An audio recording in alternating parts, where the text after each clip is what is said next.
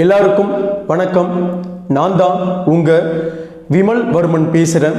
எல்லா சொந்தங்களும் எப்படி இருக்கீங்க? நல்லா இருக்கீங்களா? எல்லாரும் நல்லா இருக்கணும், நல்லபடியாக இருக்கணும் அப்படின்னு சொல்லிட்டு எல்லாம் அல்ல ஈசனையும் பெருமாளையும் வேண்டி விரும்பி கட்டுறேன். ஓம் நம சிவாய நமக, ஓம் நமோ நாராயணர் நமக, ஜெய் ஸ்ரீராம், ஜெய் சத்ரியா. வன்னியகுல சத்திரிய சொந்தங்கள் விமல் வர்மனுக்கு ஸ்பான்ஷிப் பண்ணணும் அப்படின்னு நினைச்சீங்கன்னா என்னுடைய கூகுள் பே நம்பருக்கு தாராளமாக ஸ்பான்ஷிப் பண்ணலாம். உங்களோட இந்த ஸ்பான்சர்ஷிப் இந்த சமூகத்துடைய பண்பாடு, கலாச்சாரங்கள், வரலாறுகள் மற்றும் வன்னியகுல சாத்திரிய சமூகத்துடைய அரசியல் விஷயங்களை அடுத்த தலைமுறைகிட்ட தெள்ள தெளிவாக எடுத்துகிட்டு போய் சேர்க்க உங்களுடைய ஒவ்வொருத்தருடைய ஒவ்வொரு ரூபாய் ஸ்பான்சர்ஷிப்பும் பயன்படும் அப்படின்னு இந்த நேரத்தில் சொல்லிக்க கடமைப்பட்டிருக்க.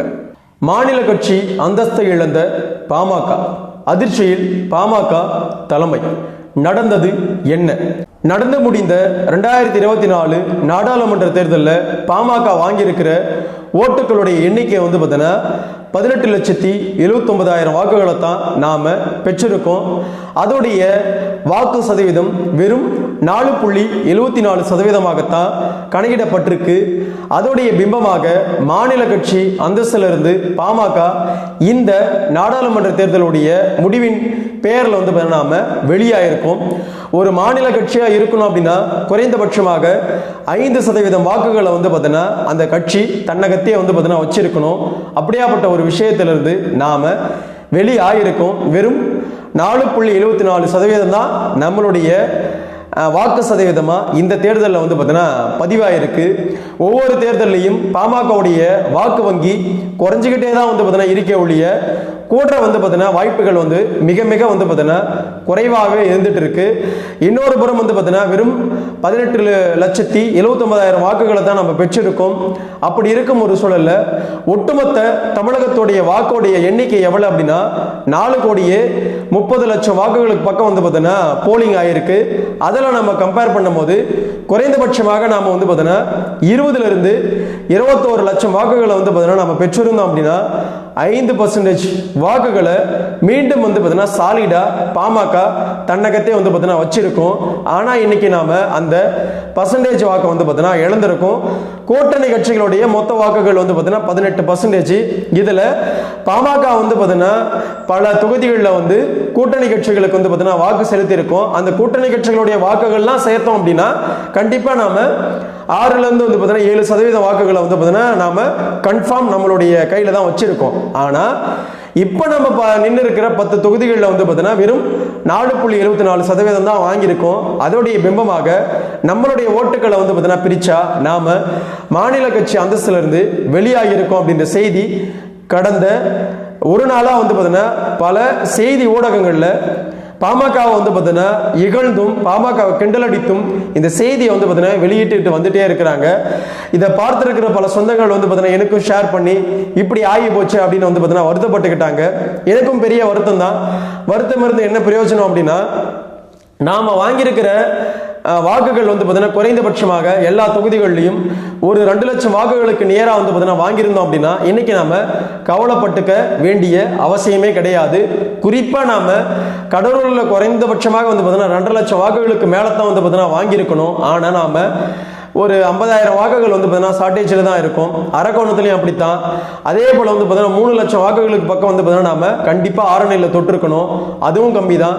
இதையெல்லாம் தாண்டி மயிலாடுதுறையில் குறைந்தபட்சமாக 2 லட்சம் வாக்குகளுக்கு மேலே தான் நம்ம பெற்றிருக்கணும். ஆனால் நம்ம வாங்கியிருக்கிற ஓட்டுகளுடைய எண்ணிக்கை பார்த்தீங்கன்னா 1.5 லட்சம் வாக்கு தான். இப்படி ஏகப்பட்ட இடங்களில் பார்த்தீங்கன்னா நாம நினைச்ச வாக்குகளோட பார்த்தீங்கன்னா மிக சொற்பமாகத்தான் வாங்கியிருக்கோம். குறிப்பாக கள்ளக்குறிச்சிலாம் பார்த்தீங்கன்னா எதுக்கு வாங்கணும்னே தெரியல. வெறும் 71,000 வாக்குகளை தான் வாங்கியிருக்கோம்.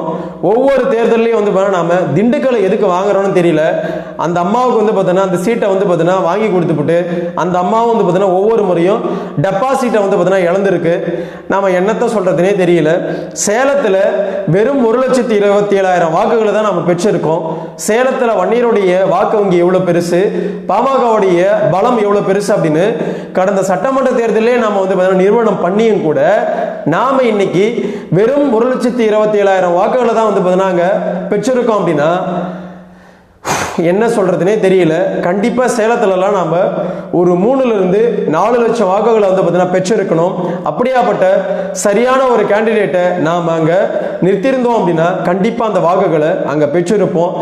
தருமபுரிக்கு பதிலாக என்னை பொறுத்த வரைக்கும் வந்து பார்த்தீங்கன்னா சௌமியா அன்புமணி அவர்களை சேலத்தில் நிறுத்திட்டு அதே இடத்துல தருமபுரியில் வந்து பார்த்தீங்கன்னா கண்டிப்பா வந்து பார்த்தீங்கன்னா வேற ஒரு பாட்டாளி மக்கள் கட்சியில் இருக்கிற ஒரு வன்னியருக்கு வந்து பார்த்தீங்கன்னா வாய்ப்பு கொடுத்துருக்கலாம். அதனால நம்மளுடைய வாக்கு சதவீதம் இன்னும் பெரியதாக வந்து பார்த்தீங்கன்னா மாறி இருக்க வாய்ப்புகள் அதிகம். அது தலைமை வந்து பார்த்தீங்கன்னா எடுத்த முடிவை நம்ம தப்பு சொல்ல முடியாது. நல்ல முடிவுகளை தான் எடுத்தாங்க. கேண்டிடேட்ஸ் வந்து பார்த்தீங்கன்னா இன்னும் சிறப்பாக வந்து பார்த்தீங்கன்னா போட்டிருந்தா நம்மளுடைய போலிங் வந்து பார்த்தீங்கன்னா இன்னும் அதிகப்படியாக மாறி இருக்கும். களப்பணிகள் அதிகரிச்சிருக்கும். களப்பணிகள் அதிகரிச்சிருந்தா இன்னைக்கு வந்து நம்ம போறோம் வரவங்களாம் நம்மளை வந்து பார்த்தீங்கன்னா இப்படி கிண்டல் அடித்து பேசுகிற சூழலுக்கு வந்து பார்த்தீங்கன்னா இந்த தேர்தல் நம்மளுக்கு அமைஞ்சிருக்காது. போறோம் வரவங்க வந்து பார்த்தீங்கன்னா 2 நாட்களாக நம்மளை கிண்டலும் கேலியும் தான் வந்து பார்த்தீங்கன்னா பேசிக்கிட்டு வந்துகிட்டே இருக்கான். நாம என்ன பண்றோம் அப்படின்னா பாட்டாளி மக்கள் கட்சியில இருக்கிற பல சொந்தங்கள் வந்து இங்க இருக்கிற பிரச்சனைகளை பத்தி பேசாம மோடி வந்து பார்த்தீங்கன்னா உட்காந்துக்கிட்டு பதவியை வந்து பார்த்தீங்கன்னா அனுபவிக்க போறாரு, அதை பண்ண போறாரு, இதை பண்ண போறாருன்னு பேச ஆரம்பிச்சிட்டோம். ஆமா, மத்தியில் வந்து பார்த்தீங்கன்னா பிஜேபி வந்துருச்சு. வந்து பார்த்தீங்கன்னா அவங்களுக்கு வந்து பார்த்தீங்கன்னா பெருமை தான். நமக்கு என்ன பெருமை? மாநிலத்தில் வந்து நம்ம என்ன வந்து பண்ணியிருக்கோம்? நம்மளுடைய பலம் வந்து பார்த்தீங்கன்னா இவ்வளோ தூரம் வந்து பார்த்தீங்கன்னா குறைஞ்சிருக்கு. போன தேர்தலேருந்து இந்த தேர்தல் வந்து பார்த்தீங்கன்னா 10 லட்சம் வாக்குகள் வந்து நம்மளுக்கு சரிவை வந்து பார்த்தீங்கன்னா சந்திச்சிருக்கோம். எப்படி சந்திச்சோம்? ஏன் சந்திச்சோம்? ஏன் வந்து பார்த்தீங்கன்னா நம்ம இவ்வளோ தூரம் இருந்திருக்கோம் அப்படின்ற விஷயத்தை பற்றி தான் நாம் யோசிக்கணுமே ஒழிய சும்மா உட்காந்துக்கிட்டு வந்து பார்த்தீங்கன்னா நாம மோடி வந்து பார்த்தீங்கன்னா பிரைம் மினிஸ்டர் ஆயிட்டாரு பண்ணிட்டாரு அப்படின்ற பெருமையை நாம் பேச வேண்டிய நிர்பந்தம் நமக்கு கிடையவே கிடையாது. ஆனால் இதே விமல் வர்மனை பல பாட்டாளி சொந்தங்கள் வந்து பார்த்தீங்கன்னா விமல் வந்து பார்த்தீங்கன்னா பிஜேபி அப்படின்னு சொல்லிக்கிட்டு இருந்தவங்க போறான். இன்னைக்கு வந்து பார்த்தீங்கன்னா மோடி வந்து அங்கே வந்து பதவிக்கு போறாருன்னு பேசிட்டு இருக்கிறாங்க. நான் மட்டும்தான் உட்காந்துக்கிட்டு தொண்டை தண்ணியை கத்த வன்னியர் சங்கத்தை பலப்படுத்துங்க, பொறுப்பாளர்களை வந்து பார்த்தீங்கன்னா பார்த்து இன்னும் வந்து மிக சுறுசுறுப்பா வந்து பார்த்தீங்கன்னா வேலை செய்யற பொறுப்பாளர்களை வந்து பார்த்தீங்கன்னா நியமனம் பண்ணுங்க, வன்னியர் சங்கத்தை மீண்டும் ஒரு முறை கட்டமையுங்க, வன்னியர் சங்க மாநாடுகள் வந்து நடத்துங்க, நம்மளுடைய இடஒதுக்கீட்டுக்காக வந்து நாம என்ன மாதிரியான முயற்சிகள் எடுக்க போறோமோ அந்த முயற்சிகளை வந்து பார்த்தீங்கன்னா வெளிப்படையாக நாம விஷயங்களை வந்து பார்த்தீங்கன்னா பேசுங்க, கட்சியை பலப்படுத்துங்க.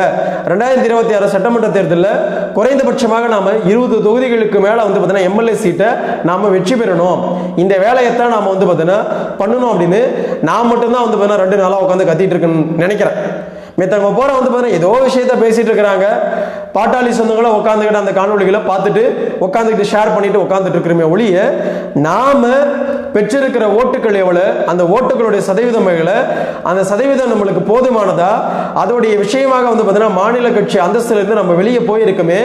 மீண்டும் நாம ஐடி விங்க பலப்படுத்தாம, வன்னியர் சங்கத்தை பலப்படுத்தாம, பாமகவுடைய வந்து பார்த்தீங்கன்னா என்னை பொறுத்த வரைக்கும் இந்த தேர்தலில் பாமக இந்த குறைந்தபட்ச வாக்குகளை வந்து பார்த்தீங்கன்னா இழந்திருக்கு அப்படின்னா முதல்நிலை வாக்காளர்களுடைய ஓட்டுக்களை வந்து நம்ம இழந்திருக்கோம்.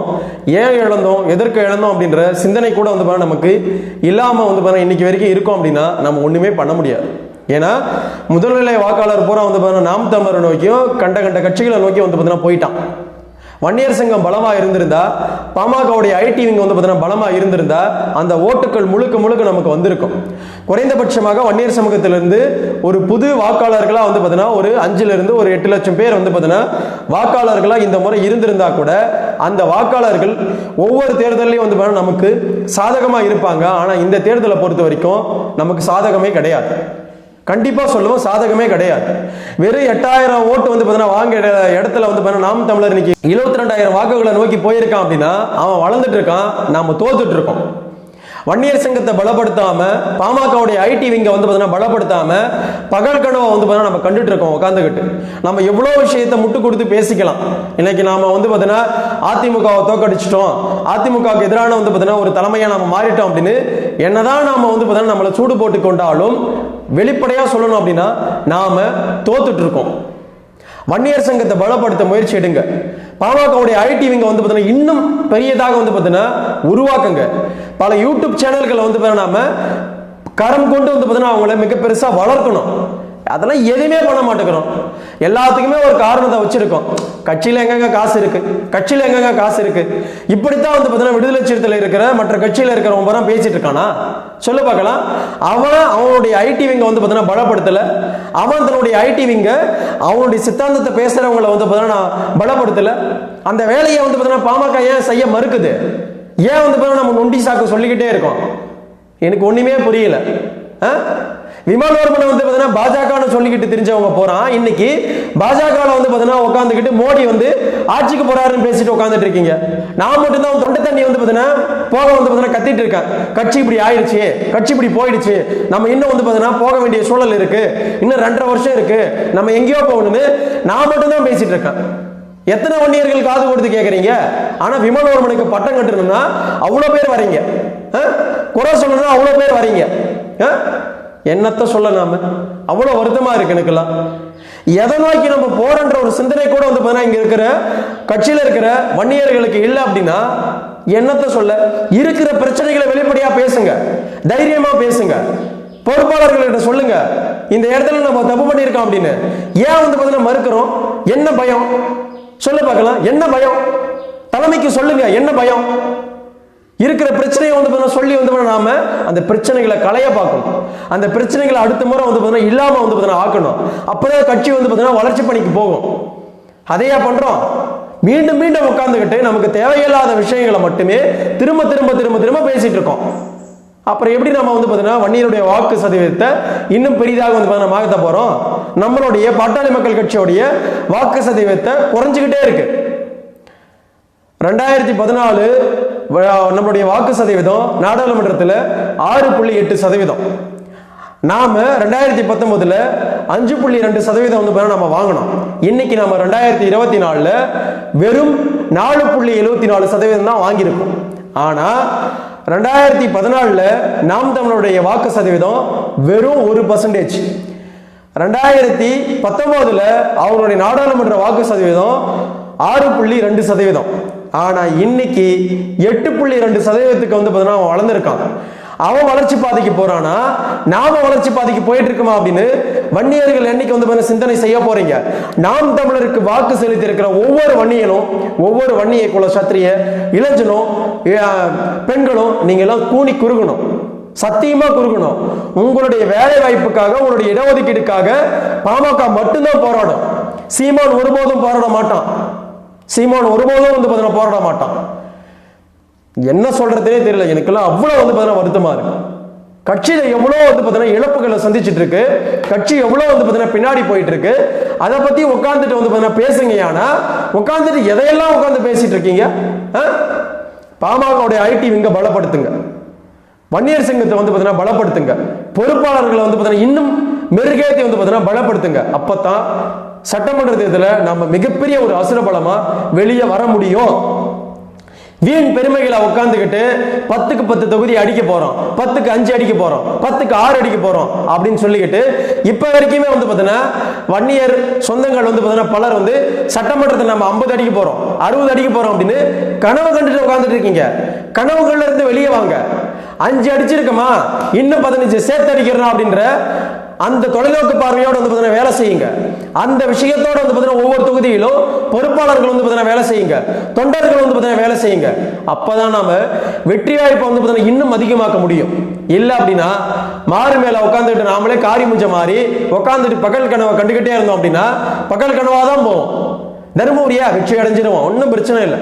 எத்தனை லட்சம் வாக்குகள்? கடலூரா 2 லட்சம் வாக்குகள் வித்தியாசத்தில் வந்து பார்த்தீங்கன்னா வெற்றி அடைய போறோம். மயிலாடுதுறையா 1.5 லட்சம் வாக்குகள் வித்தியாசத்துல வெற்றி அடைய போறோம். சொன்ன வாக்குகளை கூட நம்ம வாங்க முடியல. எப்படி வெற்றி அடைய போறோம்னு சொன்ன வாக்குகளை கூட நம்மளால வாங்க முடியல. அந்த அளவுக்கு நாம போயிட்டு இருக்கோம். உட்கார்ந்து சொல்லிக்கலாம் நாம பொறுப்பாளர்கள் சோரம் போயிட்டான், பொறுப்பாளர்கள் சரியா வந்து பார்த்தீங்கன்னா களத்துல வேலை செய்யல அப்படின்னு என்ன சொன்னாலும் நாம அந்த பொறுப்பாளர்களை மாத்திர மனநிலைக்கு நம்ம சென்றாலும் சரியான பொறுப்பாளர்களை நியமனம் பண்ணணும்.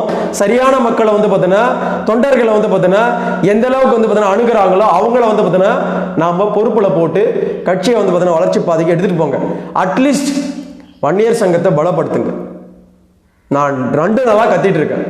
வன்னியர் சங்கத்தை பலப்படுத்துங்க பலப்படுத்துங்க பலப்படுத்துங்க. மற்ற கட்சிக்காரன் ஒருத்தனும் வந்து பார்த்தீங்கன்னா நமக்கு ஓட்டு போட மாட்டான். மற்ற சாதிக்காரன் என்னதான் நம்மளை வந்து பார்த்தீங்கன்னா பிரைஸ் பண்ணி பேசினாலும் ஒரு ஓட்டு கூட வந்து பார்த்தீங்கன்னா போட மாட்டான். ஒருத்தன் கூட போட மாட்டான். ஒருத்தன் கூட வந்து பார்த்தீங்கன்னா போட மாட்டான். இதை ஏன் வந்து பார்த்தீங்கன்னா அண்ணன் அன்புமணி அவர்கள் யோசிக்க மாட்டேங்கிறீங்க? ஏன் வந்து பார்த்தீங்கன்னா இதை வந்து நம்பிக்கிட்டே இருக்கிறீங்க? மற்ற ஜாதிக்காரன் நம்மளுக்கு ஓட்டு போட ஓட்டு போடன்னு யார் உங்களுக்கு வந்து பார்த்தீங்கன்னா சொல்றது? நம்பாதீங்க. ஒருத்தனும் ஓட்டு போட மாட்டான். நம்மளுடைய வெற்றி வாய்ப்புகள் இன்னைக்கு இழக்கிறதுக்கு மிக முக்கிய காரணமே உங்களுடைய இந்த அதீத நம்பிக்கை. மற்றவங்க பேர நம்மளுக்கு ஓட்டு போடுறோம் அப்படின்ற நம்பிக்கை. அந்த நம்பிக்கை தான் இன்னைக்கு நம்மளுடைய ஓட்டுகளை வந்து பார்த்தீங்கன்னா அவன் வந்து பார்த்தீங்கன்னா போடாம நம்மளுடைய வெற்றி வாய்ப்புகளை தட்டி பறிச்சுட்டு இருக்கான். ஆனா மறுபடியும் வந்து நல்லா தான் பேசுவான். நாமளும் வந்து பார்த்தீங்கன்னா அவனை நம்புவோம். இப்படியே நம்பிக்கிட்டு இருங்க. இப்படியே தோல்வியை சந்திச்சுட்டு இருப்போம். மாநில கட்சி அந்தஸ்துல இருந்து வெளியே போயிட்டு இருக்கத்தான் போறோம். நன்றி, வணக்கம். வாழ்க வளர்க வன்னிய பெருங்குளம். வாழ்க வளர்க வன்னியகுல சத்திரிய சமூகத்தின் பண்பாடும் கலாச்சாரமும் வரலாறு மற்றும் வன்னியகுல சத்திரிய சமூகத்துடைய சத்திரிய தர்மமும் மேலும் கொண்டு அடுத்த ஒரு நல்ல காணொளியில் சந்திக்கிறேன். டாடா, பாய்.